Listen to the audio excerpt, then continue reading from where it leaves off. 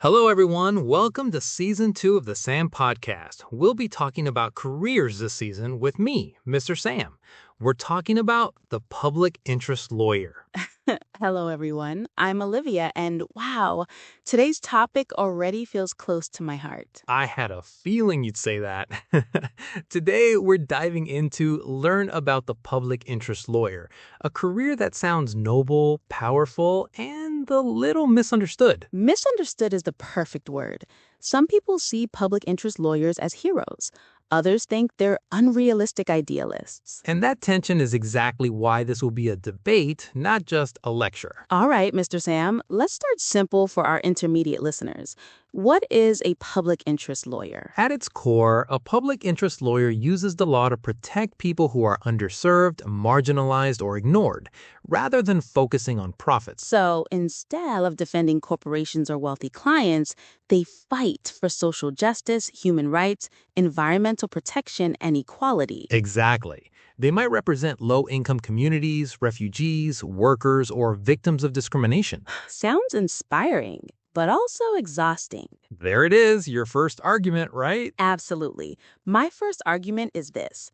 Public interest lawyers carry enormous emotional and financial burdens, often with little reward. That's a fair concern, but I'd argue the reward is impact, not income. Impact doesn't pay rent, Mr. Sam.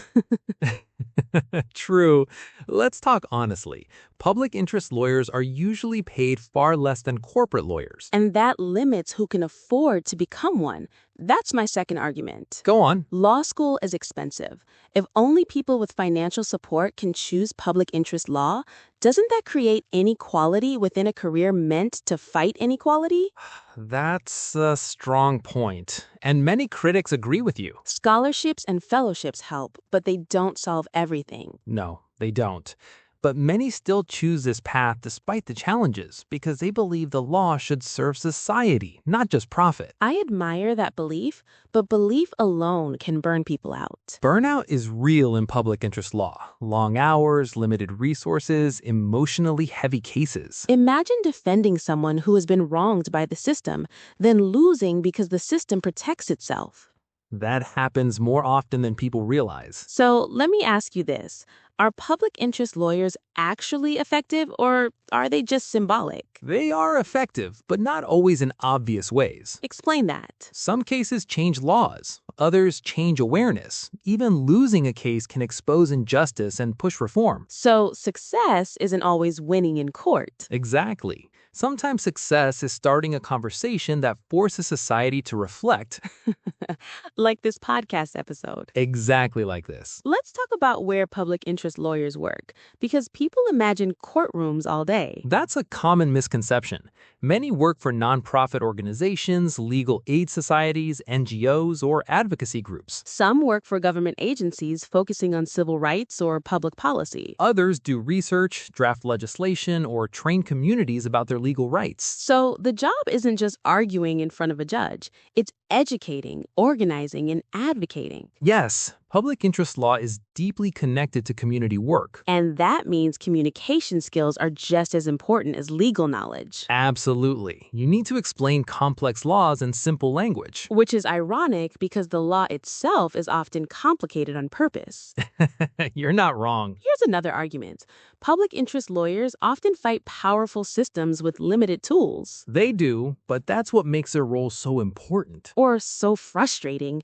Imagine fighting a giant corporation with a small team and a tiny budget. And yet those fights have led to major changes. Labor laws, environmental protections, civil rights. Push 3 does support you there. Public interest lawyers have been behind many social movements. But those victories often take years, sometimes decades. Yes, patience is essential in this career. Let's shift to education and skills.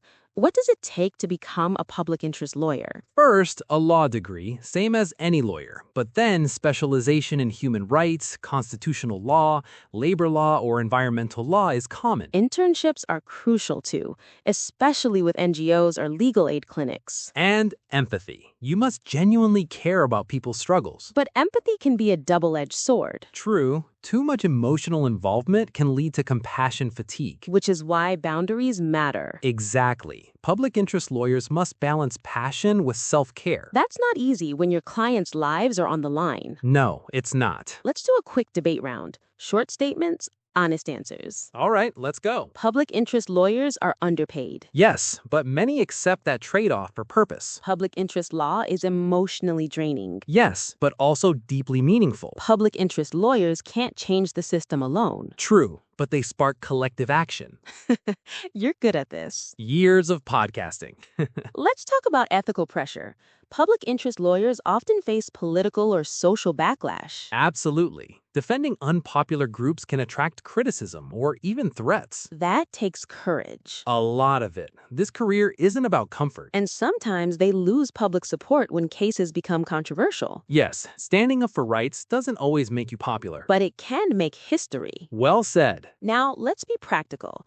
Who should consider becoming a public interest lawyer? Someone who values justice over wealth, long-term change over quick wins, Someone resilient, emotionally and mentally. and someone willing to keep learning because social issues constantly evolve. I'd also add someone who can accept slow progress. That's crucial.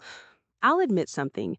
I used to think public interest law was naive. And now? Now I think it's brave. Still flawed, but brave. That's a powerful shift. But I still worry about sustainability. We need systems that support these lawyers better. I agree completely. Society benefits from their work, yet often underfunds it. Which is ironic. Very. Let's talk about success stories without naming specific cases. Public interest lawyers have helped secure voting rights, improve workplace safety, protect the environment, and defend free speech. And many of those changes affect millions, even if the lawyers remain unknown. That anonymity is part of the job. No fame, little money, heavy responsibility. Yet many wouldn't trade it for anything. That tells you something. It tells you that meaning matters. All right, final question for you, Mr. Sam. I'm ready.